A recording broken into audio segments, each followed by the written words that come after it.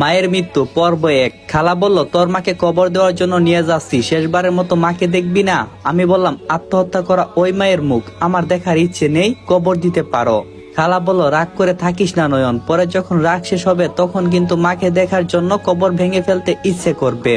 আমি চিৎকার দিয়ে বললাম তো একবার ইচ্ছা করছে না, কোনোদিন দেখবো না ওই মাকে যে মা বাবার সঙ্গে রাগ করে স্বার্থপরের মতো আমাকে রেখে আত্মহত্যা করছে। আমি কি তার কেউ না? সে একবারও চিন্তা করে নাই আমি এতিম হয়ে যাব, আর বাবা তো বিয়ে করে আলাদা হয়ে গেছে, তাহলে আমি কার কাছে মানুষ হব বলো? তখন খালা আমার মাথায় হাত দিয়ে বলল, শয়তানের দুকাই পরে এসব করছে বাবা, তুমি চলো, সবাই তোমার জন্য অপেক্ষা করছে। আর আকাশের অবস্থাও তেমন ভালো না, মনে হচ্ছে যে বৃষ্টি পড়বে, যদি বৃষ্টি পড়ে তাহলে মাটি দিতে ঝামেলা হবে। আমি যাব না, আমার কেউ না উনি। যে মহিলা আমার কথা চিন্তা না করে একা একা মরে গেছে, তার জন্য আমার কোনো অনুমতি নেই খালা। এরপরে জোর করে খালাকে রুম থেকে বের করে দিয়ে দরজা বন্ধ করে দিলাম। বাহির হতে আরো অনেকক্ষণ ডাকাডাকি করলো, কিন্তু আমি সাড়া দিলাম না। তারপর দেখলাম কেউ ডাকছে না, মনে হয় সবাই চলে গেছে। গতকাল দুপুরে খবর পাওয়া গেছে বাবা ইতালিতে আরেকটা বিয়ে করছে। বিয়ের কারণ হচ্ছে তার পাকাপোক্ত ভাবে ইতালিতে থাকার ব্যবস্থা করা। 13 বছর ধরে ইতালিতে বৈধ কাগজ করতে পারেনি, তাই দেশে আসতে পারে নাই। ইচ্ছে করলেও তিনি আসতে পারবেন না। এদিকে বাবার পরে গিয়ে অনেকে বৈধ কাগজ পেয়েছে এবং কি তারা দেশে এসে ঘুরে গেছে। আর বাবা তার ধৈর্য ধরে রাখতে না পেরে সেখানের একটা বাংলাদেশি ডিভোর্সি মহিলাকে বিয়ে করছেন।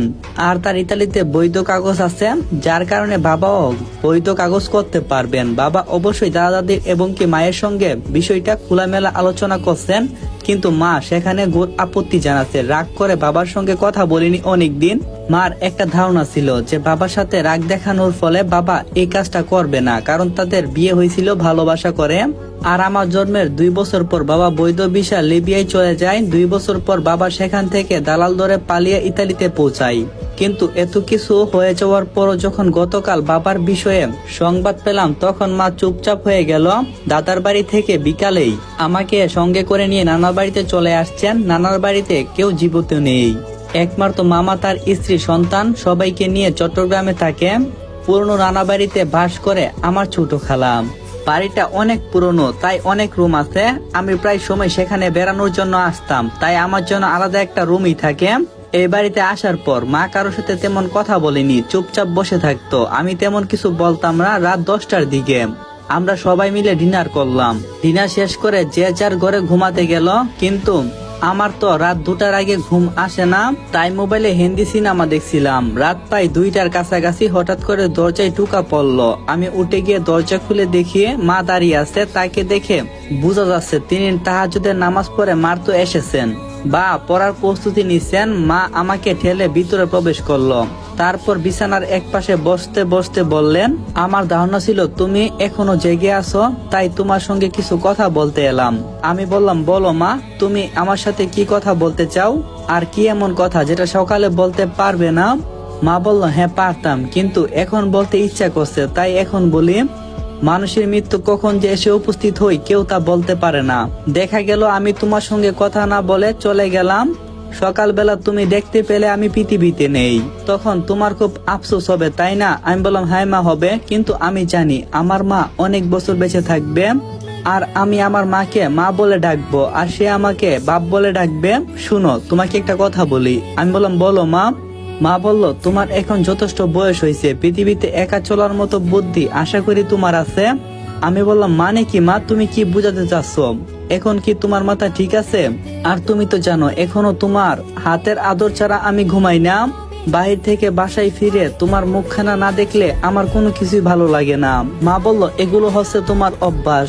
মনে করো কাল থেকে যদি আমি আর না থাকি, তাহলে সপ্তাহখানিকের মধ্যে সবকিছু আবার স্বাভাবিক হয়ে যাবে। আমি বললাম, কেন মা, তুমি কোথায় যাবে? মা বলল, এখনো সিদ্ধান্ত নেওয়া হয়নি, যদি নিতে পারি তাহলে অবশ্যই চলে যাব।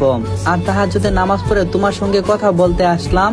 এটা যদি দাদার বাড়ি হতো তাহলে আমি তোমাকে বলতাম যে চলো তোমার নানুর বাড়িতে যাই, কিন্তু এটা তো আমারই বাড়ি, তাই আমি কোনো কিছু বলতে পারলাম না। আচ্ছা, তোমার সঙ্গে তর্কে যাচ্ছি না। তোমার বাবার কাজটা তোমার কাছে কেমন লাগছে? তোমার বাবার সিদ্ধান্তটা কি ঠিক নিছে নাকি ভুল? আমি বললাম, সম্পূর্ণ ভুল, আমি কখনো বাবাকে ক্ষমা করব না। তখন মা বলল, আমি তোমার বাবাকে বলছিলাম যে এত বছর ধরে তো অনেক টাকা আয় করলে, আর তুমি যদি এসব টাকা দিয়ে একটা বৈধ কাগজি না করতে পারো তাহলে দেশে চলে আসো, তারপর সেগুলো দিয়ে দেশে একটা ব্যবসা শুরু করো। কিন্তু তোমার বাবা যুক্তি ছিল অন্য কিছু। আমি বললাম কি যুক্তি? তখন আম্মা বলল তার বক্তব্য হচ্ছে তিনি ইতালিতে গ্রিন কার্ড পেতে চান, তোমাকে সেখানে নিয়ে যেতে পারেন আর তোমার ভবিষ্যৎ উজ্জ্বল করতে পারেন। তাই তিনি আমার কথা রাখতে অস্বীকার করছে। আমার ভাগ্যে যদি ইউরোপ থাকে তাহলে তো সেটাই হবে, কিন্তু বাবার এই সিদ্ধান্তটা আমি মেনে নিতে পারবো না। আর এখন তিনি হাজারো বললে আমি সেখানে যাব না। মা বলল তোমার বাবার সিদ্ধান্ত আমিও মানতে পারি নাই নয়ন, তাই হয়তো তোমাকে নিয়ে চলে এসেছি।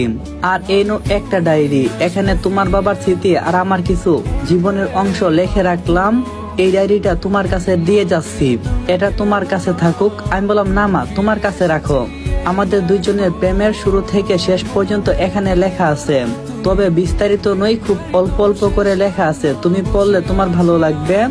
আমি তখন মায়ের একটা হাত আমার পেটে ধরে বললাম, ও মা, তুমি আমাকে ছেড়ে কোথাও যাবে না? মা বলল আচ্ছা ঠিক আছে, আমি কোথাও যাব না, তুমি ঘুমিয়ে পড়ো। রাত 3টা পের হয়ে গেল। এটাই হলো মায়ের সাথে আমার শেষ কথা। একটু দেরি করে ঘুমানোর জন্য সকালবেলা ঘুম থেকে উঠতেই দেখি